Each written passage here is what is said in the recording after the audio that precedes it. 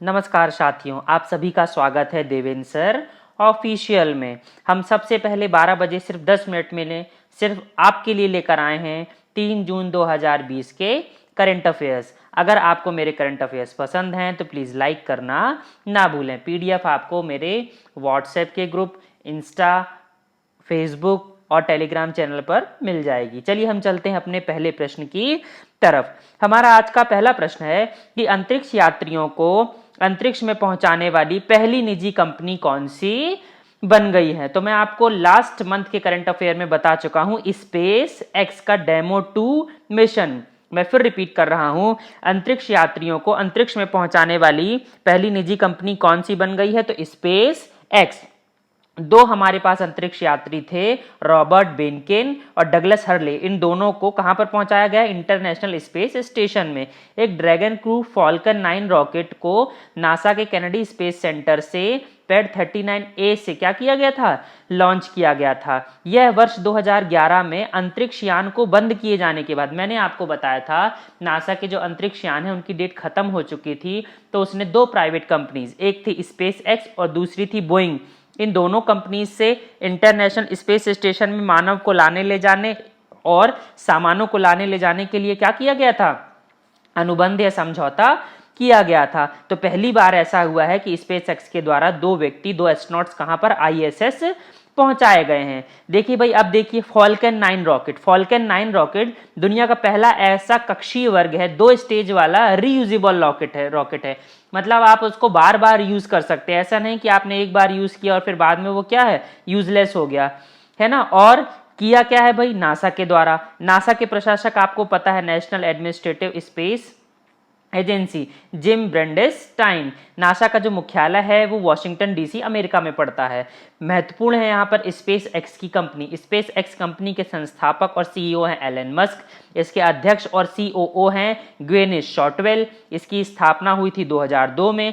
हॉर्नोर्थ California में इसका क्या है? मुख्यालय। आप देख सकते हैं जो पहले यूज किया जाता था फॉल्कन हैवी, और इस बार जो यूज किया गया वो है फॉल्कन 9। ऊपर आप ड्रैगन कैप्सूल को देख सकते हैं जहां पर इंसानों को बैठाला जाता है। अगला प्रश्न है हमारे पास, फोर्ब्स के द्वारा जारी की गई दुनिया की शीर्ष 100 सबसे अधिक भुगतान पाने वाले खिलाड़ियों की सूची में एकमात्र भारतीय या एकमात्र क्रिकेटर कौन है? दोनों तरह से प्रश्न पूछा जा सकता है। तो भाई एकमात्र क्रिकेटर हैं इस फोर्ब्स की टॉप 100 की लिस्ट में विराट कोहली, भारतीय क्रिकेट टीम के कप्तान। 26 मिलियन अमेरिकी डॉलर की अनुमानित आय इनकी आंकी गई है। 66 नंबर पर यह इस फोर्ब्स की लिस्ट में आए हैं। टॉप 5 कौन है भाई? सबसे पहले नंबर पर आए हैं, आपको पता है, स्विट्जरलैंड के महान टेनिस खिलाड़ी Roger Federer. 106.3 million US dollar की इनकी अनुमानित आय जो है आंकी गई। दूसरे नंबर पर है क्रिस्टियानो रोनाल्डो, आपको पता है बहुत फेमस व्यक्ति हैं।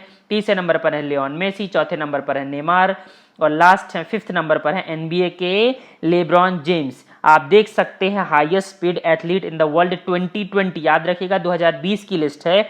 रोजर फेडरर विश्व के और एकमात्र क्रिकेटर वह है भारत के कप्तान विराट कोहली। 66वां नंबर इनको प्राप्त हुआ है।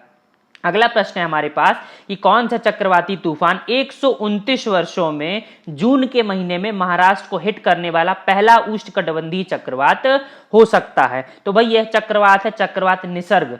आपने देखा था बंगाल की खाड़ी में हमें चक्रवात मिल रहा था, चक्रवात अम्फान, है ना, अम्फान तूफान, जिसको जो हिट किया था कहां पर?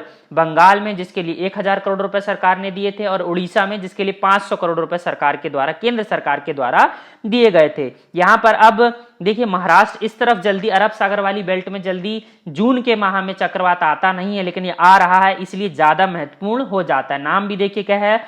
चक्रवात निसर्ग, है ना। तो कल सुबह सुबह महाराष्ट्र गुजरात के तट पर पहुंचने की संभावना बनती है।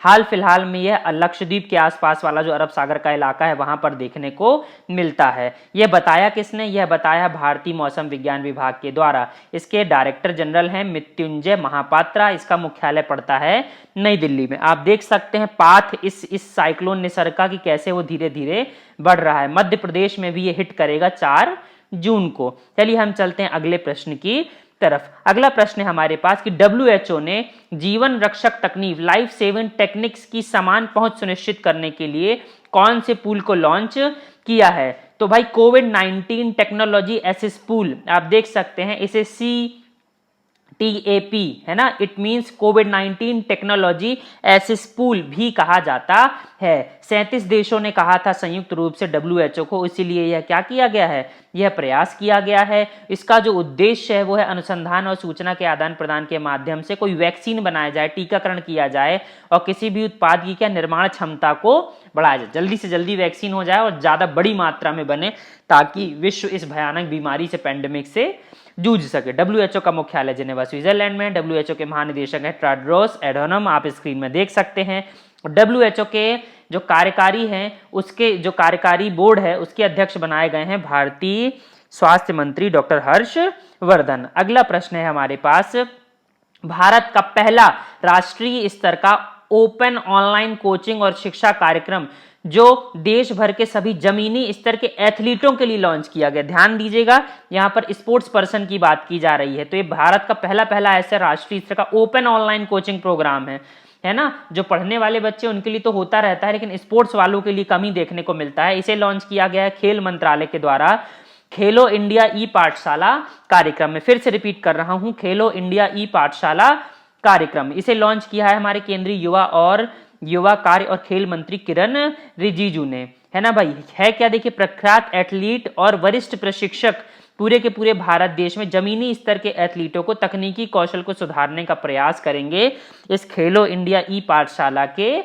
माध्यम से। आप सामने लोगो इसका देख सकते हैं। अगला प्रश्न है हमारे पास, तेलंगाना राज्य स्थापना दिवस किस दिन मनाया जाता है? तो यह मनाया जाता है 2 जून को। मैं आपको बताना चाहूंगा, भारत देश में पहले 29 राज्य थे, उसके बाद क्या हुआ, जम्मू कश्मीर को 2 यूनियन टेरिटरीज में बांट दिया गया, जम्मू और कश्मीर और लद्दाख। इसीलिए अब भारत देश में राज्यों की संख्या है 28।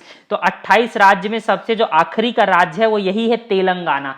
इसलिए ये डेट हमेशा पूछी जाती है 2 जून 2014। मैं फिर से रिपीट कर रहा हूं, 2 जून 2014 को आंध्र प्रदेश से टूटकर तेलंगाना राज्य का निर्माण किया गया था। तेलंगाना के पहले मुख्यमंत्री बने थे चंद्रशेखर राव और पहले राज्यपाल बने थे ESL नरसिंघम। तेलंगाना का मतलब ही होता है तेलुगु भाषा बोली जाने वालों की क्या जगह।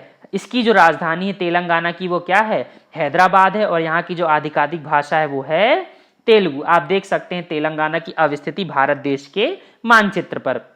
अगला प्रश्न है हमारे पास कि पीएम मोदी ने MSMEs को सशक्त बनाने के लिए किस प्लेटफॉर्म को लॉन्च किया है? तो MSMEs मंत्रालय के लिए नरेंद्र मोदी जी के द्वारा चैंपियंस नाम का एक प्लेटफॉर्म जारी किया गया है। यह छोटी इकाइयों के लिए वन स्टॉप सॉल्यूशन से, देखिए चैंपियंस की अगर आप फुल फॉर्म देखना चाहें तो वो भी देख सकते हैं, creation and harmonious application of modern process for increasing the output and nation interest. आप यहां पर भी देख सकते हैं, यहां पर भी लिखा हुआ है जो लोगो सरकार के द्वारा जारी किया गया चैंपियंस का मतलब creation and harmonious application of modern process of increasing the output and national strength. MSME मंत्रालय, इस चैंपियंस के उद्देश्य हैं, इस चैंपियन प्रोग्राम के या पोर्टल के शिकायतों का निराकरण करना, MSMEs को नए अवसर प्रदान करना और जो छोटी छोटी यूनिट्स रहती हैं उनको पहचान दिलाना, प्रोत्साहित करना, ताकि वो इंटरनेशनल जो प्लेटफॉर्म है, इंटरनेशनल जो मार्केट है वहां पर भी अपनी चीजों को क्या कर सकें, बेच सकें और मेड इन इंडिया का नाम ऊंचा कर सकें। हमारे MSME के मंत्री आपको दिख रहे हैं स्क्रीन में, नितिन गडकरी, नागपुर से यह सांसद हैं। अगला प्रश्न है हमारे पास कि भारत सरकार के इस्पात मंत्रालय के सचिव किसे बनाया गया है? तो प्रदीप कुमार त्रिपाठी को इस्पात मंत्रालय का सचिव बनाया गया है। जम्मू कश्मीर कैडर का IAS अधिकारी हैं, DOPT में काम कर चुके हैं। इस्पात मंत्री हैं हमारे धर्मेंद्र प्रधान, साथ ही साथ पेट्रोलियम और नेचुरल गैस मंत्री भी काफी समय से पिछली सरकार में भी थे, NDA 1 में और NDA 2 में भी यही पदभार संभाल रहे हैं। अगला प्रश्न है हमारे पास, यस बैंक ने भारत में direct to home DTH television सेवा प्रदान करने में डिश टीवी इंडिया लिमिटेड में कितने % हिस्सेदारी का अधिग्रहण किया है? तो 24% जो डिश टीवी थी उसका अधिग्रहण कर लिया है किसने?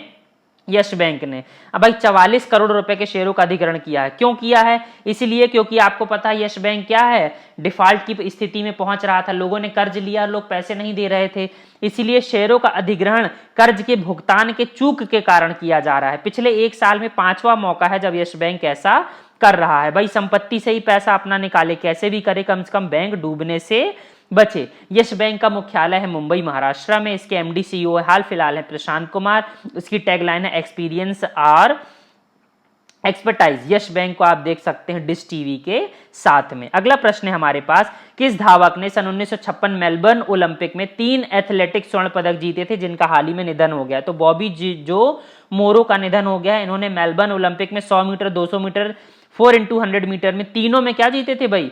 गोल्ड मेडल जीते थे, है ना। साथ ही साथ स्प्रिंग टेबल टेनिस खिलाड़ी अमेरिका जेसी वेंस के बाद क्या थे? पहले खिलाड़ी थे। इन्होंने 11 वर्ल्ड रिकॉर्ड भी बनाए थे, आप स्क्रीन में देख सकते हैं। अगला प्रश्न है हमारे पास, बॉक्सिंग फेडरेशन ऑफ इंडिया ने राजीव गांधी खेल रत्न के लिए किसे नामित किया है?